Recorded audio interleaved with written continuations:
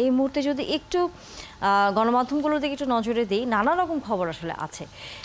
সেই হিসেব করে যদি আমরা একটু বাজেটের খবর যদি বলি, যে বিদেশ থেকে যেসব পণ্য আনা যাবে শুল্ক দিতে হবে না, যেসব পণ্য এরকম নানা রকমভাবে বাজেটের পরবর্তী বিভিন্ন দিক আসলে আলোচনা করা হয়েছে বা সামনে উপস্থাপন করা হয়েছে।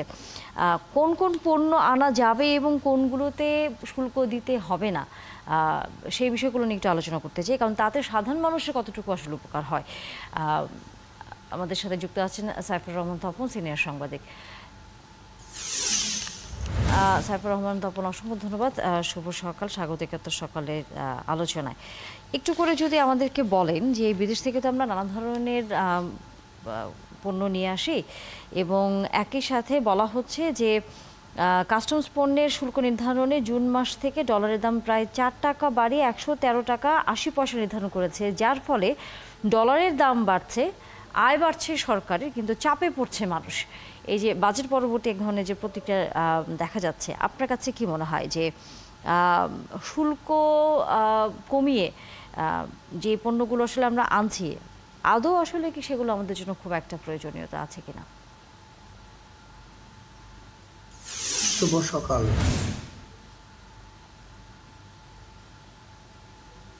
এখানে প্রথম কথা যেটা, সেটা হলো যে সরকার ৩০টা পণ্যে যে উৎসে করে ছাড় দিয়েছে আমদানি পর্যায়ে।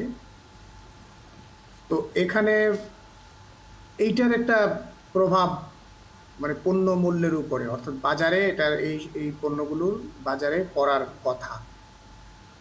কিন্তু আপনি যেটা বললেন যে ডলারের দাম যেহেতু বাড়ছে, ফলে আমদানি খরচ কিন্তু একই সাথে আগের তুলনায় বেড়ে যাচ্ছে। তো ফলে এখানে শুল্ক যতটুকু ছাড় হয়েছে, সেই ছাড়ের সুবিধাটা পাওয়ার সুযোগ কম এখানে এই পরিস্থিতিতে। এখন এটা খুবই স্বাভাবিক, বিষয়টা স্বাভাবিক এই জন্য যে আপনি আপনার রিজার্ভ বাড়ানোর জন্য এবং ডলারের যে ইনফ্লো, অর্থাৎ ডলারের যে অন্তর্মুখী প্রবাহ, সেটা বাড়ানোর জন্য আপনাকে ডলার বাজারের হাতে ছেড়ে দিতে হচ্ছে। বাজারই নির্ধারণ করছে যে ডলারের দাম কত হবে কিংবা কত না হবে। ফলে এই যে ইমিডিয়েট যে লক্ষ্য, আমাদের যে জরুরি যে এই যে আশু লক্ষ্য যে প্রয়োজন, মানে পূরণ করা দরকার, এইটাকেই প্রায়োরিটি দিতে হচ্ছে এখানে।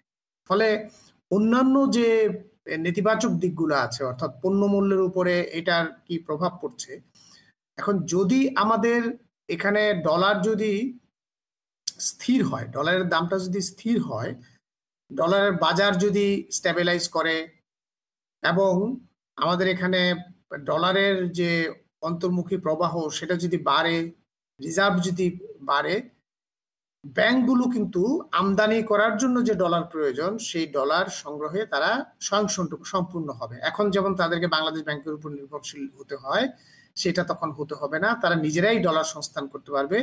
ফলে আমদানিটা অনেক সহজ হবে।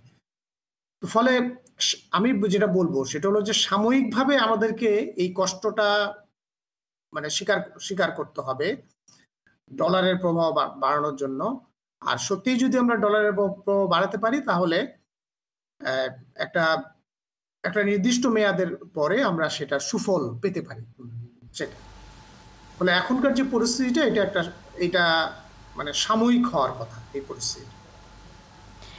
তাতে আদৌ আসলে সামনে নিত্য প্রয়োজনীয় পণ্যের কোনো ধরনের পরিবর্তন আসবে কিনা, যেগুলো সাধারণ মানুষের নাগালের ভেতরে থাকবে? কারণ আমদানি নির্ভরতার একটা বিষয় রয়েছে, একই সাথে হচ্ছে দেশীয় উৎপাদন বা একেবারে সাধারণ মানুষের নিত্য প্রয়োজনীয় যে পণ্যগুলো ব্যবহৃত হয়, সেগুলোতেও আসলে কোনো ধরনের দাম কমে আসার কোনো সম্ভাবনা আপনি দেখেন কিনা? এখানে আরেকটা ফ্যাক্টর কিন্তু গুরুত্বপূর্ণ, সেটা অর্থাৎ সরকার এখানে আমদানি পর্যায়ে শুল্ক কমিয়েছে, ভালো কথা, এবং ডলার প্রবাহ বাড়ানোর জন্য ইনিশিয়েটিভ নিয়েছে, সেটাও ভালো কথা। কিন্তু আরেকটা গুরুত্বপূর্ণ পদক্ষেপ হলো যে বাজারে এই সমস্ত নিত্য পণ্যের যে সরবরাহের মধ্যে বৈচিত্র্য কিরকম। এখন যে যেভাবে হচ্ছে, ধরুন আমদানি করছে, আমদানির ক্ষেত্রে যেহেতু মানে ডলারের উপরে নিয়ন্ত্রণ কিন্তু এখনো কতগুলো বড় বড় হাউসের, এটা বাস্তবতা। এটা যদি ডলারের উপর তাদের এই নিয়ম, অর্থাৎ তারা ডলারটা সংস্থান করতে পারছে, ফলে তারাই আমদানি করছে, আমদানির উপরে এই পণ্যের উপরে তাদেরই নিয়ন্ত্রণটা সবচেয়ে বেশি, ফলে তাদের একটা ইচ্ছা অনিচ্ছার প্রভাব বাজারে পড়ছে, যেটা আমরা এখন দেখতে পাচ্ছি। তো বিকল্প চ্যানেল সরকারকে খুলতে হবে। বিকল্প চ্যানেল দুটো হতে পারে, একটা হলো যে বাণিজ্য প্রতিমন্ত্রী কিছুদিন আগে, আপনি হয়তো জানেন, এটা বলেছিলেন যে টিসিবির মাধ্যমে তারা এখন পণ্য আমদানি করবেন, করে তারা শুধু ওএমএস সেল বা ট্রাক সেল সেটা না, তারা বাজারে সেটাকে অ্যাভেলেবল করবেন। এটা যদি করতে পারে, এটা হবে সবচেয়ে ভালো একটা পদক্ষেপ। আর তা যদি নাও করা যায়, ডলার যদি ধরেন এই যে মাঝারি একটি বিষয় একটু এখানে আপনার সাথে একটু আলোচনা করতে চাই। এই গণমাধ্যমে আসলে যে খবরটা আছে যে বিদেশ থেকে যেসব পণ্য আমি শুল্ক দিয়ে আনবো, যে 12টি পণ্য, এবং একই সাথে যেসব পণ্যে আমাকে শুল্ক দিতে হবে না, যে 26টি পণ্য, সেখানে আসলে আমরা দেখছি যে প্রথমেই আছে স্বর্ণালংকার, সেটার হয়তো পরিমাণের দিক থেকে হচ্ছে শুল্ক দিতে হবে, কোথাও দিতে হবে না, এবং টেলিফোন, টেলিভিশন, ল্যাপটপ, অর্থাৎ বেশ কিছু ইলেকট্রনিক্স সামগ্রীর কথা এখানে বলা হচ্ছে, ফ্যাক্স মেশিন থেকে শুরু করে ভিডিও ক্যামেরা, এরকম।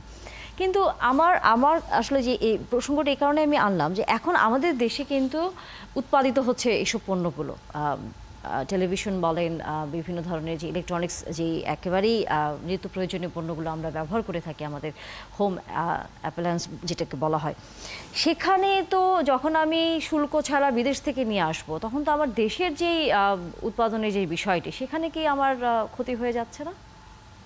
সেটার তো একটা প্রভাব থাকেই, কিন্তু এখানে আমি ল্যাপটপের উদাহরণটা দিই আপনাকে। ল্যাপটপের বিষয়টা বেশ আলোচিত হয়েছে এবার, যে ল্যাপটপের শুল্ক কমানোর কারণে ল্যাপটপের দাম কমতে পারে। এটা কিন্তু খুব গুরুত্বপূর্ণ, কারণ ল্যাপটপের কোয়ালিটি, যেহেতু ল্যাপটপটা এখন একেবারে মানে মানে পর্যায়ে, স্টুডেন্ট পর্যায়ে ব্যাপকভাবে ব্যবহৃত হয়, খুব জরুরি একটা বিষয়, শিক্ষার একটা অন্যতম মানে উপকরণ সেটা। ফলে ল্যাপটপের কোয়ালিটিটা ইম্পর্টেন্ট একই সাথে, এবং সেই জন্য এটার ইম্পোর্টকে অ্যালাউ করাটা এটা ক্ষতিকর না, এটা ভালো, মানে অন্তত সার্ভিসের অর্থে, সেবার অর্থে এটা এটা এটা ভালো। এবং একই সাথে আপনি জানেন যে আমাদের যে দেশীয় যে প্রোডাকশন আছে, দেশীয় যে কোম্পানিগুলো, এগুলোর মূলত অ্যাসেম্বলিং করে, তারা বাইরে থেকে যন্ত্রাংশ নিয়ে এসে অ্যাসেম্বলিং করে, একই সাথে সেগুলোর যদি কোয়ালিটি বাড়ানোর পদক্ষেপ নেওয়া হয়, তাহলে একটা পর্যায়ে হয়তো আপনি যেটা বলছেন যে এই যে আমদানি শুল্ক, বিদেশি পণ্যের উপরে, বিদেশি ল্যাপটপের উপরে আমদানি শুল্ক কমানোটা তখন ক্ষতিকর হতে পারে। সেটা সেই কোয়ালিটি যদি আমরা দেশের মধ্যে যদি এনশিওর করতে না পারি। কিন্তু এখনকার পরিস্থিতিতে কিন্তু এই পদক্ষেপটাকে আমি স্বাগত জানাই। সেটাই। অসংখ্য ধন্যবাদ আমাদের সাথে যুক্ত হওয়ার জন্য সাইফুর রহমান তপন। আগামীতে আবারও নিশ্চয়ই সমসাময়িক কোনো বিষয় নিয়ে আলোচনা হবে।